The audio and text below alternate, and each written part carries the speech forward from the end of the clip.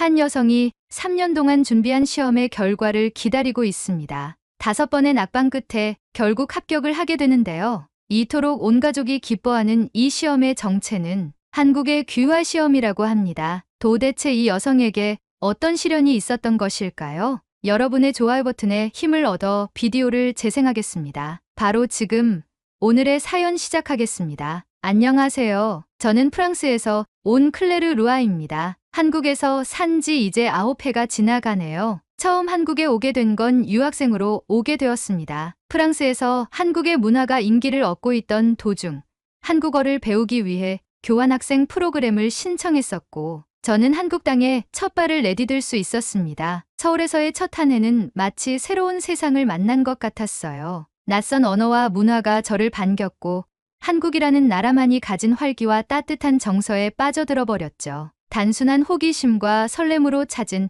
한국에서의 생활이 너무나 꿈만 같던 순간이었습니다. 한국에서의 생활에 너무 만족한 나머지 유학을 마치자마자 한국에서 직장을 구했고 직장 생활을 하면서 사랑하는 사람도 만나 결혼까지 하게 되었습니다. 네, 맞아요. 제 남편 지훈은 한국인입니다. 지훈과 함께 김포에 신혼집을 꾸리고 지훈과 함께 한국의 문화를 즐기며 살다 보니 이제 저에게 너무도 익숙한 나라가 되어버렸죠. 떡국을 먹으며 새해를 맞이하고 시부모님께 인사를 드리기 위해 명절마다 지훈의 고향으로 내려가고 한국에서 사귄 친구들과 삼겹살을 구우며 이야기하는 일상들이 자연스러워졌습니다. 어느 순간부터 저는 프랑스인이라기보다는 한국에서 사는 외국인 며느리 클레르로 저 자신을 인식하게 됐습니다. 하지만 저를 외국인이라고 계속해서 인식하게 만드는 것들이 있었습니다. 행정 서류를 처리할 때도 외국인 등록증을 제출해야 했고 은행 계좌를 개설하거나 병원에서 보험 관련 절차를 진행할 때마다 한국 국적자가 아니라는 것이 불편함으로 다가왔습니다. 가장 크게 와닿았던 순간은 남편과 함께 해외여행을 갔다가 한국으로 돌아올 때였어요. 남편은 한국인 전용 심사대를 통해 금방 입국하는데 저는 외국인 전용 심사대에서 꽤 오랜 시간 기다려야 했죠. 저는 그날 공항에서 긴 줄을 서면서 생각했어요. 나는 프랑스 국적을 가지고 있지만 사실상 한국에서 살고 있고 한국에서 인생을 만들어 가고 있는데 왜 이렇게 불편함을 가져야 하는 걸까? 하루는 제 고민을 지훈에게 했을 때 지훈은 조심스레 말했어요. 클레르, 그냥 한국 국적을 취득하는 건 어때? 처음엔 가볍게 넘겼습니다. 한국에서의 삶의 불편함이 조금 있을 뿐이지 국적을 바꿔야 할 정도는 아니라고 생각했거든요. 하지만 시간이 지날수록 나는 앞으로 한국에서 살아갈 것인데 외국인으로 삶을 살아야 하는 것일까? 라는 생각이 점점 더 깊어졌습니다. 그리고 어느 날 저는 한국인이 되고 싶다는 결심을 하게 되었습니다. 그저 편의를 위해서가 아니라 진정으로 한국 사회의 일원으로 살아가고 싶었습니다. 저의 미래를 이곳에서 그리고 싶었고 제 인생을 바꾼 이 나라에 저도 온전히 속하고 싶었습니다. 그렇게 저는 귀화를 결심했습니다. 하지만 이 결정이 제 인생에서 가장 힘든 도전이 될 줄은 그때는 미처 몰랐습니다. 귀화를 결심한 후 저는 프랑스에 있는 부모님과 친구들에게 이 소식을 전했습니다. 저는 당연히 응원을 받을 거라고 생각했어요. 하지만 돌아온 반응은 예상과 달랐습니다. 클레르, 그냥 영주권만 받아도 되잖아. 꼭 국적까지 바꿀 필요가 있어. 프랑스 여권이면 충분히 좋은데 왜 그런 결정을 하는 거야? 내가 한국에 오래 살았다고 해도 완전히 한국인이 될 수 있을까? 부모님도 크게 다르지 않았습니다. 어머니는 걱정스럽게 말씀하셨어요. 넌 프랑스에서 태어나고 자랐어. 국적을 바꾼다고 해서 내가 한국인이 되는 건 아니야. 친구들과 가족들은 여전히 저를 프랑스인으로 보고 있었고 국적을 바꾸겠다는 저의 결정을 쉽게 받아들이지 못하는 것 같았어요. 하지만 저는 단순히 서류상의 국적이 아니라 저 자신이 살아가고 싶은 정체성을 선택하는 과정이라고 생각했습니다. 한국에서의 삶이 더 자연스럽고 한국인으로서 사회의 일원이 되고 싶었습니다. 이건 단순한 편리함의 문제가 아니야. 내가 어디에 속하고 싶은지, 어떤 사회의 일원이 되고 싶은지에 대한 결정이야. 저는 그렇게 스스로 다짐하며 귀화 준비를 본격적으로 시작했습니다. 귀화 시험에 대해 알아보니 국적을 취득하기까지 넘어야 할 벽이 많았습니다. 기출 문제들을 확인해 보니 시험은 크게 세 가지로 나뉘어 있었습니다. 첫 번째 시험은 한국어 능력 평가였습니다. 저는 한국에서 생활한 지 6년이 지났고 직장에서도 한국어를 사용했기 때문에 이 부분은 크게 걱정되지 않았습니다. 하지만 막상 시험을 준비해 보니 생각보다 어려운 부분이 많았습니다. 듣기 시험에서는 방송 뉴스나 공식 발표문처럼 딱딱한 문장이 나왔고, 읽기 시험에서는 신문 기사나 정책 설명문 같은 복잡한 글을 해석해야 했습니다. 평소 대화에서는 문제 없었지만 공식적인 한국어 문장을 이해하고 답하는 것은 또 다른 문제였습니다. 그리고 쓰기 시험이 가장 큰 난관이었습니다. 한국의 경제 발전 과정에 대해 서술하시오. 한국의 민주화 운동이 갖는 역사적 의미를 설명하시오. 이런 문제를 보고 있으면 머릿속이 새하얘졌어요. 문법적으로 틀리지 않게 문장을 구성하는 것도 어렵지만 무엇보다 정확한 내용을 써야 했습니다. 한국의 경제 발전 과정이라니 한두 문장으로 설명할 수 있는 게 아니잖아요. 두 번째 시험은 한국의 역사와 문화에 관한 평가였습니다. 제가 한국에서 6년을 살았다고 해도 한국 역사를 완벽히 이해하는 것은 다른 문제였습니다. 고조선부터 시작해서 삼국시대, 고려, 조선, 대한제국, 일제강점기, 한국전쟁, 민주화 운동까지 너무 많은 사건들이 있었습니다. 연도와 사건의 흐름을 정확히 외우는 것은 물론이고 각각의 사건이 갖는 의미까지 숙지해야 했죠. 제일 제 머리를 지끈거리게 했던 것들은 네 글자 단어들이었습니다. 가보개혁이라는 단어를 읽을 때마다 이게 무슨 개혁이었더라 하며 머리를 감쌌습니다. 한국 사람들은 초등학교 때부터 배우는 내용이겠지만 저에게는 완전히 새로운 역사였어요. 그리고 문화시험에서는 한국의 전통 의례, 명절, 사회적 예절 등에 대한 문제가 나왔습니다. 한국의 대표적인 전통 명절을 2가지 이상 서술하고 각각의 의미를 설명하시오. 제사 문화의 특징과 절차를 설명하시오. 추석과 설날은 알고 있었지만 제사 문화에 대해서는 정확히 설명하기 어려웠습니다. 평소에는 그냥 남편 가족을 따라 절을 하고 음식을 나누는 정도였지 제사의 절차와 의미를 세세하게 이해하고 있지는 않았거든요. 2가지의 필기 시험을 통과하면 마지막으로 심층 면접을 본다고 하더라고요. 면접에서는 귀화를 신청한 이유와 한국 사회에서의 생활에 대해 질문을 던진다고 했습니다. 귀화를 결심한 이유가 무엇인가요? 프랑스와 한국의 문화적 차이를 설명해 주세요. 한국 사회에서 외국인으로서 겪었던 어려움이 있나요? 질문 자체는 예상했던 내용이었지만 단순히 정해진 답을 하는 것이 아니라 정말 한국 사회의 일원으로 살아갈 준비가 되어 있는지를 평가하는 듯했습니다. 저는 도서관을 다니며 필기시험을 준비하고 한국 친구들에게 밥과 술을 사며 면접 준비도 열심히 임했습니다. 시험 당일 저는 예상보다 훨씬 더 긴장한 상태로 시험장에 도착했습니다. 주변에는 저처럼 귀화를 준비하는 다양한 국적의 사람들이 있었습니다. 어떤 사람들은 가족과 함께 왔고 어떤 사람들은 조용히 마지막 복습을 하고 있었습니다. 드디어 시험이 시작되고 저는 최대한 침착하게 문제를 풀어나갔습니다. 듣기와 읽기 파트는 무난했지만 쓰기 시험에서 난관에 부딪혔습니다. 머릿속이 하얘졌습니다. 기출문제와 다른 내용의 문제가 나오다 보니 논리적으로 정리해서 글을 쓰는 것이 쉽지 않았어요. 최대한 머리를 쥐어 짜내어 답안을 작성하긴 했지만 자신이 없었습니다. 그리고 며칠 후 결과가 발표되었습니다. 저는 결과를 확인하는 순간까지 희망을 가졌지만 불합격이란 2글자가 눈앞에 선명하게 보이는 순간 깊은 한숨을 내쉬었습니다. 시험을 다시 봐야 한다는 압박감이 밀려왔고 내가 한국인이 될 자격이 없는 걸까 하는 생각까지 들기 시작했습니다. 지우는 그런 저를 격려하며 제 어깨를 주물러주며 말했습니다. 괜찮아.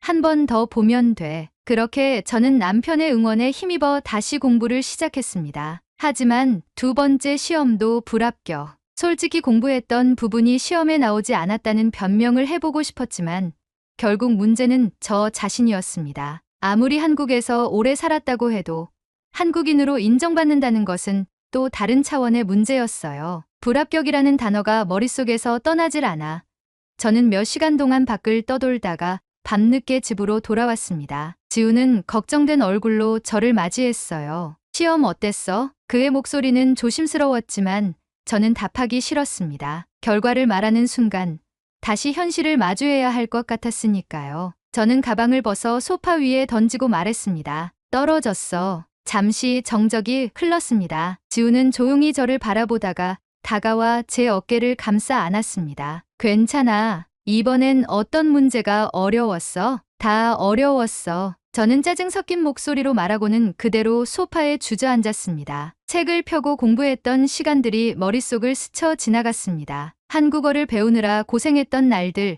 역사책을 한 줄 한 줄 외우며 노트에 빼곡히 적었던 순간들, 그리고 한국 뉴스와 토론 영상을 보며 면접을 준비했던 시간들, 그 모든 노력이 단 한 번의 시험 결과로 부정당하는 기분이었습니다. 지우는 한동안 저를 가만히 지켜보다가 말했습니다. 그만할 거야? 저는 그의 말을 듣고 고개를 들었습니다. 지훈의 얼굴에는 실망도, 조급함도 없었지만 그 대신 저에게 진지하게 묻고 있었습니다. 포기해야 할까? 프랑스에 있는 가족들과 친구들이 했던 말들이 떠오르면서 점점 그 말이 맞을 수도 있겠다는 생각이 들고 있었습니다. 그 순간 지훈이 제 손을 잡으며 말했습니다. 클레르, 내가 한국인이 되고 싶다고 했을 때 이유가 뭐였어? 저는 대답하지 못했습니다. 여권 때문이야? 공항에서 편하게 다니고 싶어서? 저는 고개를 저었습니다. 그럼 왜? 저는 한참 동안 대답을 하지 못했습니다. 그리고 그 순간 저 자신에게조차 잊고 있었던 질문이 떠올랐습니다. 나는 왜 한국인이 되고 싶었던 걸까? 저는 조용히 눈을 감고 생각했습니다. 그리고 다시 눈을 떴을 때 지훈이 저를 조용히 바라보고 있었습니다. 그 순간 깨달았습니다. 제가 한국인이 되고 싶은 것은 제 눈앞에 있는 지훈과의 행복한 한국 생활을 누리기 위한 것이었다는 것을요. 포기 안 해. 지훈은 미소를 지으며 제 손을 꼭 잡았습니다. 그럴 줄 알았어. 그날 밤 저는 다시 책을 폈습니다. 물론 여전히 어려운 시험이었고 또다시 떨어질 수도 있었습니다. 하지만 이번에는 단순히 시험을 위한 공부가 아니라 내가 왜 이걸 하는지를 되새기며 다시 시작하기로 했습니다. 그렇게 저는 세 번째 시험을 준비하기 시작했습니다. 다시 시험 준비를 한창 하던 어느 날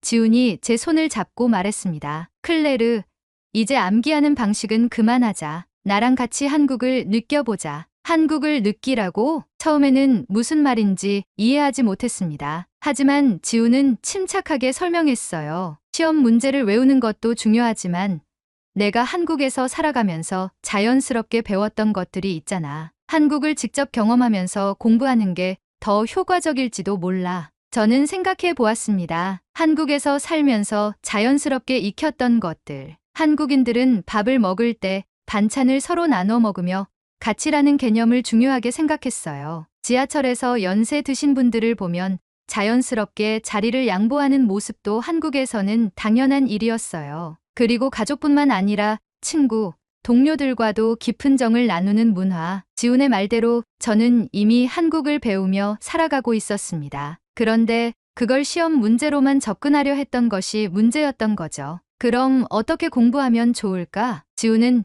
자신 있게 말했습니다. 우리 직접 체험하러 가자. 첫 번째로 방문한 곳은 경복궁이었습니다. 사실 저는 예전에 몇 번 방문한 적이 있었어요. 친구들과 사진을 찍으며 즐겁게 구경했던 기억도 있습니다. 하지만 그때는 단순한 관광이었고 조선시대의 역사를 깊이 이해하려는 목적은 아니었어요. 지훈은 마치 가이드처럼 설명해 주었습니다. 경복궁은 조선의 법궁이야. 하지만 임진왜란 때 소실되었다가 고종 때 다시 재건됐어. 그런데 일제강점기 때 일본이 경복궁을 훼손하면서 지금의 모습이 된 거야. 저는 조용히 건물을 바라보며 말했습니다. 그런 이야기는 처음 들었어. 그냥 오래된 궁궐이라고만 생각했지. 그렇지. 그냥 암기할 게 아니라 역사의 흐름을 이해하는 게 중요해. 궁궐 안을 걸으며 저는 단순히 조선시대 왕들이 머물렀던 곳이 아니라 수백 년 동안 사람들이 이곳을 지키고 변화해 온 역사를 피부로 느낄 수 있었습니다. 그 후에는 독립기념관에도 갔습니다. 독립운동가들의 이름이 적힌 벽 앞에서 저는 발걸음을 멈췄어요. 이 사람들은 한국을 지키기 위해 목숨을 걸었던 사람들이야. 책에서만 보던 역사적 사건들이 더 이상 단순한 시험 문제가 아니라 실제 이 땅에서 살아갔던 사람들의 이야기라는 걸 깨달았습니다. 이제야 조금씩 이해가 되는 것 같아. 지훈은 고개를 끄덕이며 말했습니다. 이제 진짜 내가 한국을 배우고 있는 거야. 역사 공부 외에도 귀화 시험에서 가장 중요한 것은 한국어 면접이었습니다. 지우는 면접 연습도 적극적으로 도와주었어요. 귀화 면접에서는 내가 왜 한국인이 되고 싶은지를 말해야 해. 그냥 살고 싶어요 라고 하면 안 돼. 너만의 이유를 설명해야 해. 저는 처음엔 머뭇거리며 말했습니다. 한국에서 일하고 있고 남편도 한국인이고 그래서 뭐? 그래서 한국인이 되고 싶어요. 지우는 고개를 저으며 한숨을 쉬었습니다. 그렇게 말하면 안 돼. 그냥 내 상황을 말하는 게 아니라 내가 왜 한국인이 되고 싶은지를 말해야 해. 저는 거울을 보며 다시 연습했습니다. 저는 한국에서 직장 생활을 하면서 한국 사회의 따뜻함을 배웠어요. 한국 사람들은 가족뿐만 아니라 친구, 동료들과도 깊은 정을 나누죠. 저는 그 정 속에서 살아가고 싶습니다. 지우는 이번엔 만족한 듯 고개를 끄덕였습니다. 좋아. 이제 훨씬 자연스러워졌어. 그렇게 매일 저녁, 저는 거울 앞에서 면접 연습을 했습니다. 새로운 공부 방식 덕분인지 저는 점점 자신감을 되찾기 시작했습니다. 이번에는 단순히 시험을 통과하기 위해서가 아니라 진짜 한국인이 되기 위해 공부하고 있다고 느껴졌습니다. 이번에는 꼭 합격할 거야. 지우는 미소를 지으며 제 손을 꼭 잡았습니다. 넌 충분히 할 수 있어, 클레르. 그렇게 저는 다시 한번 도전을 결심했습니다. 귀화 시험을 준비한 지도 벌써 3년째. 이제는 마지막이라는 각오로 시험장에 도착했습니다. 이번에는 정말 다를 거라고 스스로를 다독이며 긴장을 가라앉히려 했지만 손끝이 떨리는 걸 멈출 수 없었어요. 그때 제 옆에 앉아 있던 한 외국인이 제게 말을 걸었습니다. 혹시 귀화 시험 보러 오셨나요? 네. 이번이 5번째 도전이에요. 제 말을 들은 그는 깜짝 놀란 표정을 지으며 말했습니다. 와, 정말 대단하시네요. 저는 이번이 2번째인데 벌써 포기하고 싶어요. 그 말을 듣고 저는 피식 웃었습니다. 저도 2번째 시험을 봤을 때는 이제 그만해야 하나 하는 생각이 들었으니까요. 하지만 결국 여기까지 왔고 지금 이 순간이 제겐 마지막 기회처럼 느껴졌습니다. 한국 귀화 시험이 어렵죠? 그래도 한국을 좋아하고 한국에서 사랑하는 사람과 함께하고 제 미래를 여기서 그린다는 마음으로 준비하면 붙으실 거예요. 그 사람은 감동한 듯 고개를 끄덕였습니다. 네, 맞아요. 한국 너무 좋아요. 꼭 붙길 바랄게요.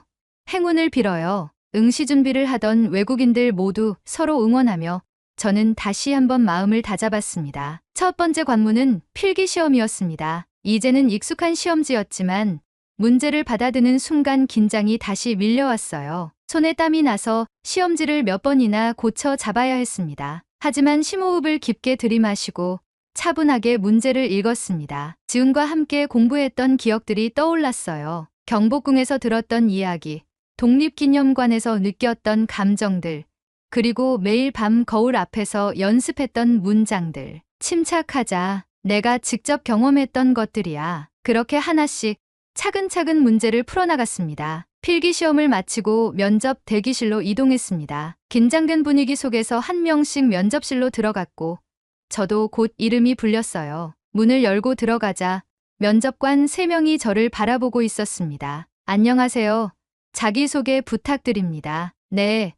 저는 클레르 루아입니다. 현재 한국에서 마케팅 관련 일을 하고 있고 한국에서 생활한 지 6년이 되었습니다. 제 목소리는 떨렸지만 최대한 또박또박 말하려고 노력했어요. 왜 한국 국적을 취득하려고 하나요? 마침내 가장 중요한 질문이 나왔습니다. 저는 잠시 숨을 고르고 미리 준비했던 말을 떠올렸습니다. 처음 한국에 왔을 때는 단순히 공부하러 온 것이었지만 이제는 제 인생의 대부분이 한국과 연결되어 있습니다. 제 직장도, 제 남편도, 그리고 제 삶도 한국에 있습니다. 저는 단순히 한국에서 사는 외국인이 아니라 이 사회의 진짜 일원이 되고 싶습니다. 면접관들이 고개를 끄덕였습니다. 혹시 한국 사회에서 힘들었던 점은 없었나요? 물론 있었습니다. 언어도 처음엔 어려웠고 문화 차이도 극복해야 했습니다. 하지만 시간이 지나면서 점점 한국의 문화와 정서를 이해하게 되었습니다. 그리고 이제는 제가 받은 도움을 돌려주고 싶습니다. 한국 사회의 구성원으로서 기여하고 싶어요. 면접관 중 한 명이 미소를 지으며 말했습니다. 좋습니다. 마지막 질문입니다. 한국의 국기에 대해 설명해 보세요. 태극기는 대한민국의 상징으로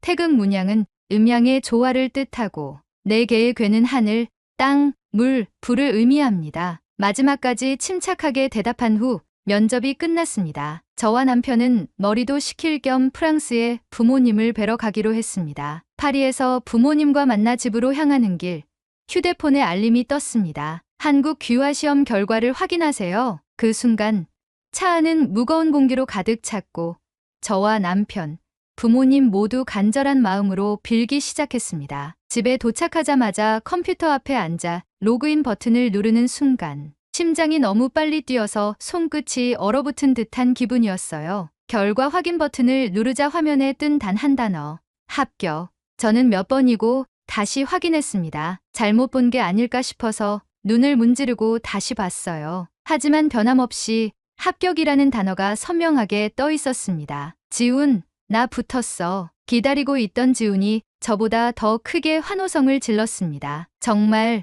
우리 클레르, 이제 진짜 한국인이네. 지훈이 저를 꼭 안아주었습니다. 저는 그 품에 안겨 끝내 눈물을 터뜨렸어요. 이 순간을 위해 3년을 버텼습니다. 5번의 실패 끝에 결국 해냈습니다. 부모님도 제게 달려와 저를 껴안으며 따뜻한 축하를 해주셨습니다. 자랑스럽다 내 딸.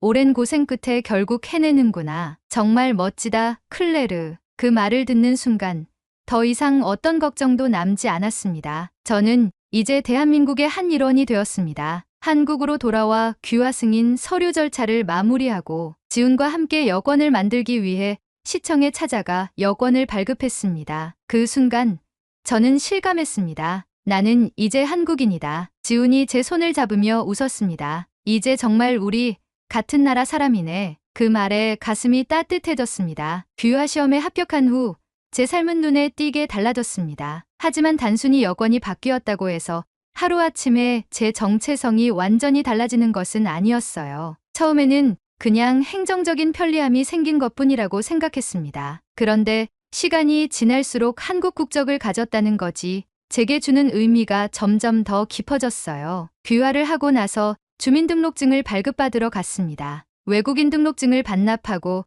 한국 국적자로서 주민등록증을 발급받으러 가는 순간 생각보다 긴장됐어요. 서류를 작성하는 손이 약간 떨렸습니다. 직원이 미소를 지으며 제 신분증을 건네주었을 때 그 작은 카드가 유난히 무겁게 느껴졌습니다. 이전에는 외국인 등록증을 제시할 때마다 나는 이곳에 사는 외국인이라는 걸 인식했어요. 하지만 주민등록증을 손에 쥐고 나니 어쩐지 나는 이 나라의 국민이라는 자부심이 생겼습니다. 작은 변화였지만 제게는 아주 큰 의미가 있었어요. 하지만 귀화를 하면서 한 가지 고민이 남아 있었습니다. 한국은 이중국적을 허용하지 않기 때문에 저는 결국 프랑스 국적을 포기해야 했습니다. 프랑스 대사관에 가서 서류를 제출할 때 마음이 복잡했어요. 프랑스는 제 고향이고 제 부모님이 계신 곳이니까요. 어린 시절부터 익숙했던 프랑스인이라는 정체성을 내려놓는다는 게 쉽지 않았습니다. 나는 이제 프랑스인이 아닌 건가? 하지만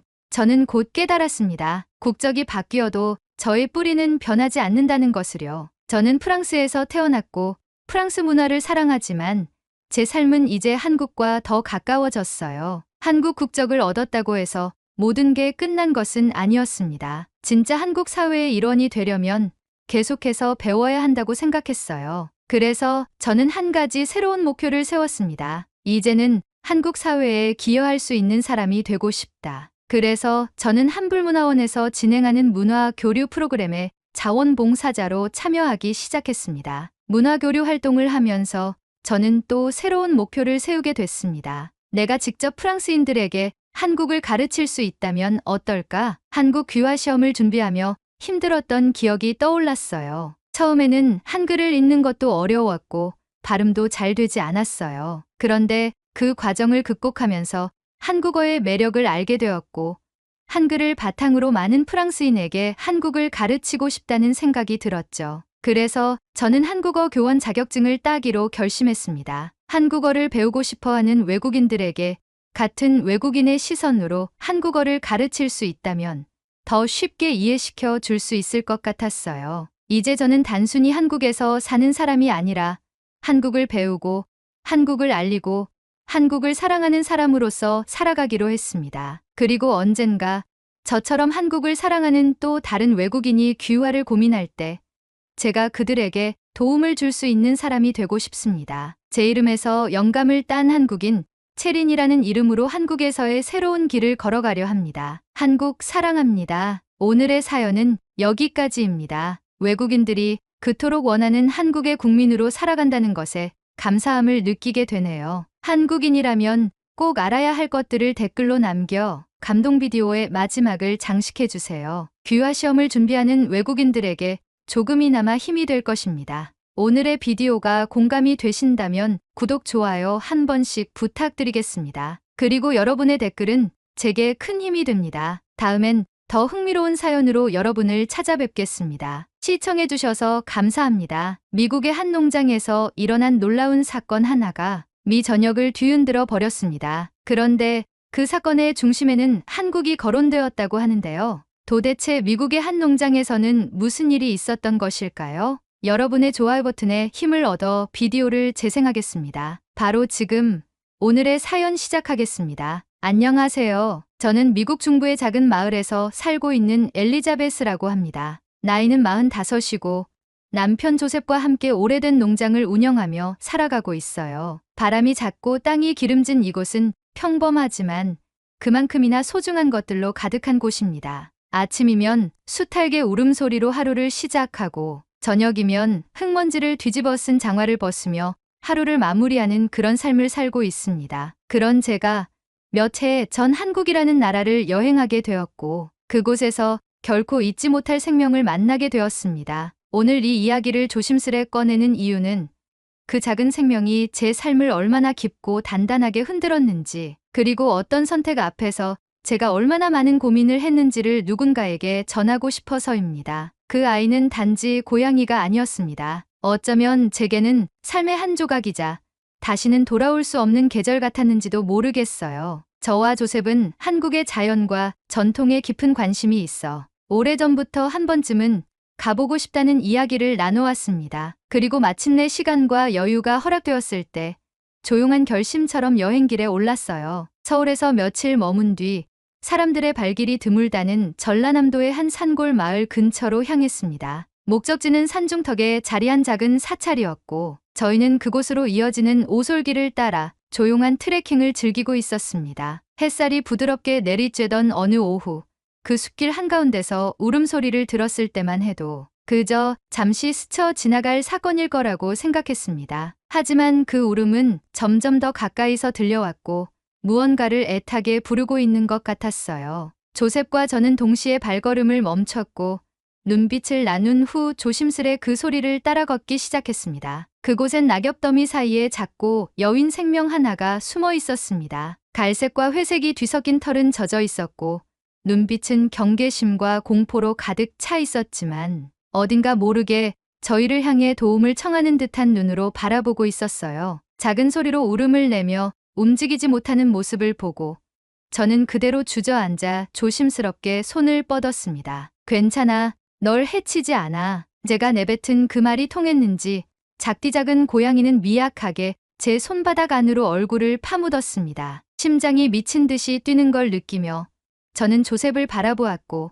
그는 조용히 고개를 끄덕였습니다. 그렇게 저희는 여행의 마지막 날 새로운 존재 하나를 품에 안게 되었습니다. 고양이의 생김새는 미국에서 보던 것들과는 조금 달랐습니다. 귀는 조금 더 길쭉했고 꼬리 끝부분에는 검은 고리가 선명하게 나 있었어요. 얼굴에는 날렵한 선이 있었고 눈동자는 마치 들짐승처럼 깊고 맑았습니다. 누군가는 야생동물이라 했을 수도 있겠지만 그때 저희에겐 그저 도움이 필요한 작은 생명이었죠. 문제는 곧 미국으로 돌아가는 일정이었지만 포기할 수는 없었습니다. 인근 동물병원을 찾아가 기본적인 검진과 예방접종을 받게 했고 여행 일정을 하루 미뤄서라도 필요한 모든 서류와 검역 절차를 마친 끝에 이 작고 용감한 생명을 함께 데려가기로 결심했습니다. 귀국 후 농장에 도착한 첫날부터 이 작은 고양이는 마치 그곳이 원래 자신의 터전이었던 것처럼 익숙하게 주변을 돌아다니기 시작했습니다. 낯선 환경에서도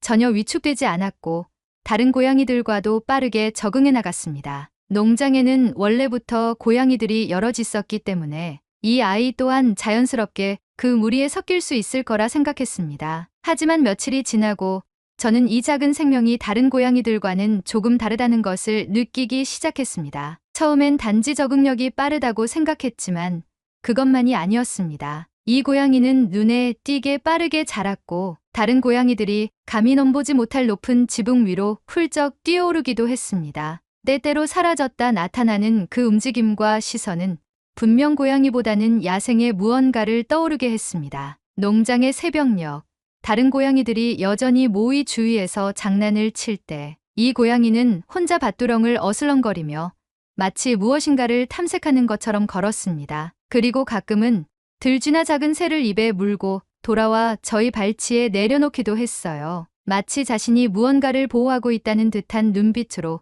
저희를 바라보며 말이죠. 그 아이에게 이름을 지어주기로 했습니다. 조셉은 처음엔 루시를 제안했지만 저는 좀 더 강인하고 신비로운 이름을 원했어요. 결국 사야라는 이름으로 부르게 되었습니다. 일본어에서 온 듯한 이 이름이었지만 한국 여행에서의 만남을 기억하고 싶어 스스로 만든 이름이었습니다. 사야는 농장에서 단단히 자신의 자리를 잡아가고 있었고 저희 부부는 그런 사야를 바라보며 작은 생명이 가져다주는 따뜻함과 놀라움을 매일같이 경험하고 있었습니다. 사야가 농장 생활에 익숙해질 무렵 저희는 예상치 못한 문제에 직면하게 되었습니다. 여느 해와 다름없이 봄을 준비하던 어느 날부터 수로 주변에서 이상한 흔적들이 보이기 시작했어요. 토사가 무너지고 배수로가 막히며 농작물 뿌리가 손상된 흔적도 곳곳에 생겼습니다. 처음에는 단순한 자연 훼손으로 생각했지만 조셉은 뭔가 이상하다고 느꼈는지 새벽마다 밭과 수로를 돌기 시작했습니다. 그리고 며칠 뒤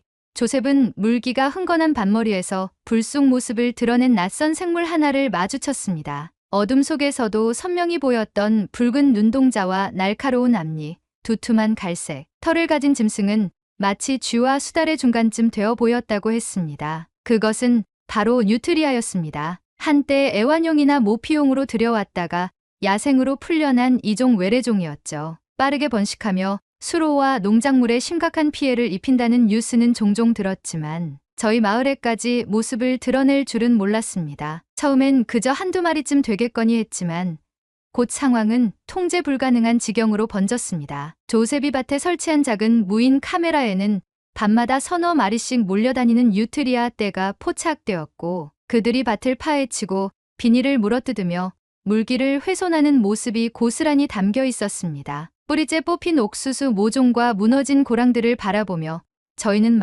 망연자실해졌습니다. 조셉은 급하게 인부 몇 명을 불러 포획망을 설치하고 철망 울타리를 둘렀지만 뉴트리아들은 영리하고 빠른 동물이었습니다. 며칠 사이에 함정의 위치를 파악해 피하고 더 넓은 지역으로 이동하며 피해를 확산시켰습니다. 저희가 심혈을 기울여 가꾼 밭은 갈수록 망가졌고 농장 인근의 개울가 역시 진흙탕처럼 변해갔습니다. 어쩌다 마당 한복판에 죽은 채 놓인 병아리를 발견했을 땐 그 작은 생명이 짓밟힌 듯한 흔적에 숨이 막힐 지경이었죠. 사태가 절정에 이르렀던 것은 한밤중에 갑자기 들려온 날카로운 비명소리 때문이었습니다. 그 울음은 너무나 뾰족하고 처절해서 순간 저는 사람의 비명이라고 착각할 정도였어요. 잠에서 깬 조셉과 저는 무언가 심상치 않다는 걸 직감하고 손전등을 챙겨 마당으로 달려나갔습니다. 거센 바람이 어두운 들판을 훑고 지나가던 그 순간 손전등 불빛이 비춘 곳에 기묘한 광경이 펼쳐져 있었습니다. 마당 한가운데에 죽은 뉴트리아들이 4-5마리 널브러져 있었고 그들의 몸 곳곳엔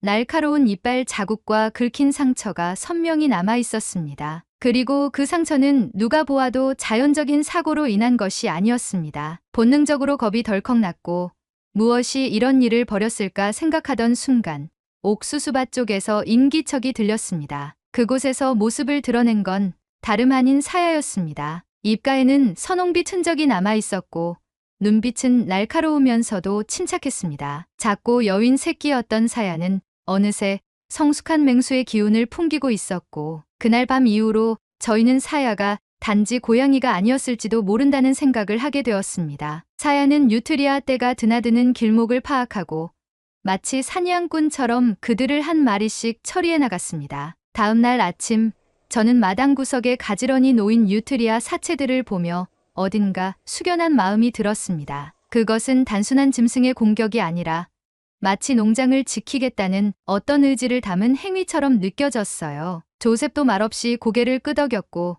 저희는 그날 이후 사야의 움직임을 유심히 지켜보기 시작했습니다. 사야는 해질 무렵이면 밭 가장자리로 향했고 새벽이면 이슬에 젖은 발을 하고 조용히 돌아왔습니다. 움직임은 민첩했고 눈빛은 결코 흐트러지지 않았습니다. 마치 자신이 맡은 역할을 알고 있는 존재처럼. 그 아이는 조용히 사라진 위협을 뒤로한 채 평소의 자리에 앉아 햇살을 쬐었습니다. 놀라운 일은 그것만이 아니었습니다. 이웃 농장의 제이슨 부부가 어느 날 저희 농장을 방문했을 때 제이슨은 마당에 나란히 놓인 뉴트리아 사체들을 보고 감탄을 금치 못했습니다. 이 고양이가 한 거라고요? 그는 사야를 지켜보며 말했습니다. 조셉은 그저 웃으며 고개를 끄덕였고 사야는 그 순간에도 담담하게 풀을 씹고 있는 닭을 지켜보고 있었습니다. 소문은 빠르게 퍼졌습니다. 주변 농장 주인들이 찾아와 사야를 보기 시작했고 어떤 이들은 고양이를 키우면 뉴트리아를 쫓아낼 수 있느냐며 묻기도 했습니다. 하지만 저는 차마 대답하지 못했습니다. 사야는 분명 고양이가 맞지만 어딘가 달랐습니다. 사냥하는 방식도, 낯선 생명에 대한 반응도, 그리고 자신이 지켜야 할 공간을 향한 태도도 흔한 고양이와는 거리가 있었죠. 그 시기부터 저는 사야가 어떤 존재인지 조금씩 더 궁금해졌습니다. 미국에서 보아온 수많은 고양이들 중에서도 이렇게 야생적이면서도 침착하고 지적인 눈빛을 가진 아이는 본 적이 없었어요. 사야는 그저 동물이 아니라 농장의 일부가 되어 있었고 어쩌면 저희 부부보다도 더 이 땅의 주인 같았습니다. 농장은 다시 안정을 되찾았고 수로는 다시 흐르기 시작했습니다. 여전히 몇몇 뉴트리아는 출몰했지만 사야는 단 한 번도 자신의 감시망을 벗어나게 두지 않았습니다. 저희는 점점 안도했고 마음 깊은 곳에서는 사야에게 은밀한 경외심마저 느끼게 되었습니다. 사야가 농장을 지키는 모습을 지켜보며 저는 점점 더 이 작은 존재에 대한 애착을 느끼게 되었습니다. 마치 오래전부터 저희 곁에 있어 왔던 것처럼 사야는 농장의 일상에 완전히 스며들어 있었습니다. 사야가 밭 끝자락을 향해 천천히 걸어갈 때면 저도 모르게 뒤를 따라가곤 했고 해질녘이면 사야가 어슬렁거리는 풍경을 바라보는 것만으로도 하루의 피로가 씻기는 듯한 기분이 들었어요. 하지만 동시에 마음속에는 설명하기 어려운 묘한 감정이 자라나고 있었습니다. 사야는 고양이보다 크고 움직임은 너무나 민첩했으며 사냥 방식은 도저히 가정용 고양이라고는 믿을 수 없을 정도로 치밀하고 정교했습니다. 그 아이를 처음 안고 왔을 때의 기억을 되짚으며 저는 그 존재의 정체에 대해 진지하게 고민하기 시작했습니다. 그 의문은 어느 날 아주 뜻밖의 방식으로 풀려버렸습니다. 그날은 봄비가 촉촉히 내리던 토요일이었습니다. 근처 농장에서 일하는 제이슨 부부가 간단한 농사 도구를 빌리러 들렀고 마침 티를 마시며 잠시 이야기를 나누게 되었습니다. 제이슨의 아내는 조용하고 온화한 인상의 한국인이었습니다. 이름은 유진이었고 미국에 온 지는 꽤 되었지만 여전히 고국의 자연과 동물에 대한 애정을 깊이 간직한 분이었습니다. 유진은 마당 한가운데에서 낮잠을 즐기던 사야를 바라보다가 문득 자리에서 일어났습니다. 그녀는 눈을 가늘게 뜨고 조심스럽게 다가가더니 낮은 목소리로 말했습니다. 이 고양이 혹시 어디서 데려오신 건가요? 저는 여행 중 한국의 산길에서 만났던 그날을 조심스레 설명했습니다. 유진은 제 말을 가만히 듣고 있다가 조용히 한마디를 내뱉었습니다. 이건 고양이가 아니라 살 같아요. 그 말을 들은 순간 저는 무슨 말인지 이해하지 못했습니다. 익숙지 않은 단어였고 저는 유진을 바라보며 다시 물었어요. 살기요?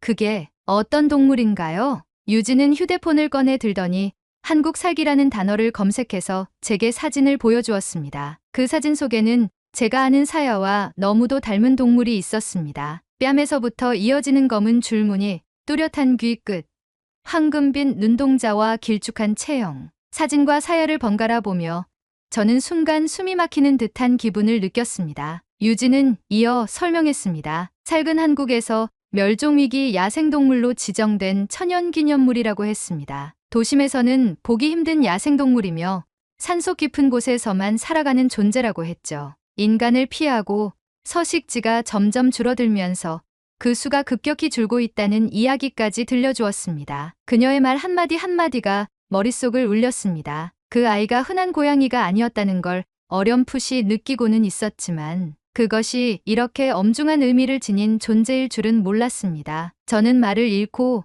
사야를 바라보았습니다. 사야는 언제나 그랬듯이 무표정한 얼굴로 느긋하게 몸을 핥고 있었고 그 모습이 오히려 더 낯설게 느껴졌습니다. 그날 밤 저는 잠을 이루지 못했습니다. 조셉은 여전히 평온한 얼굴로 사야를 바라보며 말했습니다. 우리가 돌본 게 잘못은 아니잖아. 어디든 사야보다 더 안전한 곳이 있을까? 하지만 저는 쉽게 고개를 끄덕일 수 없었습니다. 제 품에서 자라고 제 발치에서 잠들던 그 아이가 실은 인간이 보호하고 지켜야 할 야생의 일부였다는 사실이 너무도 무겁게 다가왔습니다. 그 존재를 모르고 데려온 것이었다 해도 지금 알게 된 이상 저희가 계속 곁에 두는 것이 과연 옳은 일일까 하는 의문이 고개를 들기 시작했습니다. 며칠 동안 저는 관련된 자료를 찾기 시작했습니다. 미국과 한국의 야생동물 보호 규정, 살개 생태와 행동 습관, 그리고 국제적인 보호동물 이송 절차까지 하나하나 읽어나갔습니다. 그 과정은 쉽지 않았고 많은 혼란과 갈등이 뒤섞인 시간이었습니다. 내가 지켜주고 싶었던 존재가 실은 제가 붙잡고 있어서는 안 될 존재라는 생각이 점점 더 뚜렷해졌습니다. 사야는 여전히 예전과 다름없이 저를 따랐고 밤이면 베란다 난간에 앉아 달을 바라보곤 했습니다. 그 아이의 눈 속에는 여전히 어떤 외로움과 본능이 동시에 담겨 있었습니다. 그리고 저는 어느 순간부터 그 눈빛을 마주보는 것이 조금씩 버거워졌습니다. 사랑했지만 그 사랑이 누군가에게는 족쇄가 될 수 있다는 것을 이제는 알게 되었기 때문입니다. 결국 저는 결심했습니다. 사야를 보내야 한다고, 본래 있어야 할 곳으로 돌아가게 해야 한다고요. 그 결정은 마음을 찢는 일이었고 조셉도 한동안 아무 말 없이 깊은 한숨만 내쉬었습니다. 하지만 저희는 사야가 본래의 삶으로 돌아가는 것이야말로 그 존재에게 드릴 수 있는 마지막 예의라고 믿기로 했습니다. 그 후로 저는 관련 동물보호 단체에 연락을 취했고 사야의 생태와 구조 경위를 자세히 설명했습니다. 한국의 야생동물관리기관과도 몇 차례 화상회의를 거쳐 이송 절차를 조율했습니다. 모두가 놀라워했고 동시에 감동해 주었습니다. 어떤 이들은 저희를 고맙다고 했지만 제 마음속에는 여전히 미안함이 컸습니다. 그 아이를 처음 만났을 때부터 지금까지 저는 사야를 너무 인간의 시선으로만 바라봤던 건 아닌가 하는 생각이 떠나지 않았습니다. 그렇게 사야는 떠날 준비를 하게 되었습니다. 농장은 여전히 평온했고 사야는 마지막까지 저희 곁을 떠나지 않았습니다. 저는 한 줌의 털을 조심스레 손에 쥐고 이별을 준비하며 마음을 다잡기 시작했습니다. 이별이란 단어는 언제나 그 자체로 아프고 무겁지만 준비된 이별은 더더욱 마음을 천천히 갉아먹는 것 같았습니다. 사야를 보내기로 결심한 이후 저는 매일 아침 눈을 뜰 때마다 오늘이 이 아이와 함께하는 마지막 며칠 중 하루라는 사실을 자각하게 되었습니다. 그것은 마치 계절이 천천히 끝나가고 있음을 인식하는 것과도 비슷했습니다. 바람의 온도가 조금씩 달라지고 햇살의 각도가 미묘하게 기울어지는 걸 느끼면서도 그것을 붙잡을 수는 없는 그런 감정이요. 출국 날짜는 일주일 뒤로 정해졌고 한국으로 보내기 전까지의 검역과 건강 점검을 위해 지정보호소에서 이틀 정도 머물러야 한다는 안내를 받았습니다. 서류는 이미 준비되었고 동물보호단체 직원들이 방문해 사야의 상태를 확인하고 사진을 찍어갔습니다. 사야는 낯선 사람들 앞에서도 특별히 불안해하거나 도망치지 않았습니다. 오히려 조용히 그들을 관찰하는 듯한 눈빛이었고 그 시선을 마주할 때마다 저는 괜스레 울컥하는 마음을 억눌러야 했습니다. 이별을 앞두고 조셉은 사야와 농장을 함께 천천히 걷는 시간을 자주 가졌습니다. 그는 특별한 말을 하지 않았고 사야 역시 익숙한 발걸음으로 밭 가장자리와 헛간 뒤를 천천히 걸었습니다. 둘 사이에는 오히려 말보다 깊은 무언가가 흐르고 있었어요. 그 조용한 교감의 풍경을 멀리서 바라보며 저는 마음속에서 이제 정말 보내야 할 시간이라는 문장이 천천히 자리를 잡아가는 것을 느꼈습니다. 출국 당일 저희는 새벽 일찍 공항으로 향했습니다. 동물보호단체에서 준비해준 이동 케이지 안에 사야를 조심스럽게 넣으면서 저는 마지막으로 그 아이의 눈을 마주 보았습니다. 깊고 고요한 황금빛 눈동자 속에는 익숙한 침착함이 담겨 있었고 저는 그 눈빛에 더 이상 눈물을 삼킬 수 없었습니다. 고맙고 미안해. 정말 많이. 제 목소리는 거의 들리지 않을 정도로 떨렸습니다. 사야는 한동안 저를 바라보다가 천천히 눈을 감았고 마치 모든 걸 알고 있다는 듯한 표정이었습니다. 조셉은 말없이 제 어깨를 감싸 안았고 저희는 그대로 한참을 서 있었습니다. 비행기 탑승 시간에 맞춰 동물 담당 직원들이 케이지를 옮겨가고 사야는 조용히 저희의 시야에서 멀어졌습니다. 그 순간 마음 한구석이 무너지는 듯한 고요한 아픔이 밀려왔습니다. 귀가한 뒤 며칠은 모든 것이 공허하게 느껴졌습니다. 사야가 늘 앉아있던 창가, 사야가 자주 들렀던 마당 돌계단, 달장 옆 그림자 속에서 빤히 저희를 바라보던 그 눈빛까지도 눈앞에서 사라져버린 듯했습니다. 하지만 이상하게도 그 부재는 아픔보다는 점점 따뜻한 기억으로 채워져 갔습니다. 사야는 떠났지만 저희의 삶 속에서 사야가 남긴 시간들은 계속해서 조용히 숨 쉬고 있었어요. 며칠 뒤 저는 사야와의 이별 이야기를 조심스럽게 SNS에 올렸습니다. 농장을 지켜준 한국 살쾡이 이야기라는 제목 아래 사진 몇 장과 함께 짧은 글을 적었습니다. 큰 반응은 기대하지 않았지만 그 게시물은 며칠 만에 수천 건의 공유와 댓글을 기록했고 수많은 사람들이 위로와 공감을 보내주었습니다. 누군가는 말했습니다. 당신은 살을 살린 게 아니라 그 아이와 함께 서로를 살려낸 거예요. 그 말은 저에게 큰 울림을 주었습니다. 제가 사야를 품에 안았던 그날 이후 사실은 저희가 보호받고 있었던 것은 아닐까 하는 생각이 들었습니다. 사야가 저희 농장을 지켰던 것처럼 그 아이는 어쩌면 조셉과 저의 마음을 지켜주고 있었는지도 모릅니다. 낯선 땅에서 온 작은 생명이 우리의 가장 평범한 일상에 의미를 불어넣어 주었다는 사실이 이제는 너무도 선명하게 느껴졌습니다. SNS를 통해 알게 된 몇몇 농장 운영자들은 저희에게 연락을 주기도 했습니다. 미국 중부에서 외래종으로 인한 피해를 겪고 있는 곳들이 많았고 한국 살게 대해 관심을 보이는 이들도 적지 않았습니다. 물론 저는 조심스럽게 대답했습니다. 그 아이는 우리에게 온 선물이었지만 결국 고향으로 돌아간 거예요. 저는 그 말을 할 때마다 왠지 모르게 가슴이 먹먹해졌습니다. 지금도 마당 한켠에는 사야가 마지막으로 사냥해 놓고 떠난 작은 흔적들이 남아 있습니다. 한 줌의 털이 여전히 마른 풀 사이에 남아있고 옥수수밭 끝에는 사야가 좋아하던 작은 돌 하나가 여전히 그 자리에 놓여 있습니다. 저는 종종 그 앞에 앉아 햇살을 쬐며